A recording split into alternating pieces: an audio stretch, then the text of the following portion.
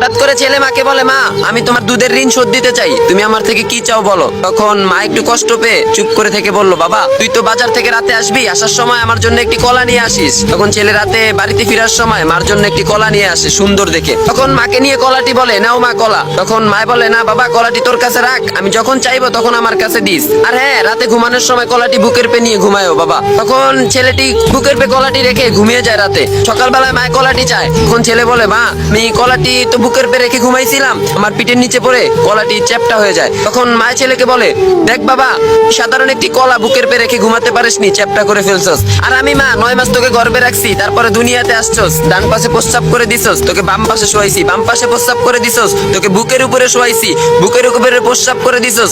আমি মা নিরে ভিজা জায়গায় শুয়ে তোকে শুকনা জায়গায় শোয়াইছি, কই আমি তো তোকে চ্যাপ্টা করে ফেলেনি কখনো পিঠের নিচে ফেলে। তখন ছেলেটি মার পায়ে ধরে কেঁদে দিয়ে বলল, মা তোমার ঋণ কখনো আমি শোধ করতে পারবো না। আপনারা ভিডিওটা দেখে কি বুঝলেন অবশ্যই কমেন্ট বক্সে লিখে যান।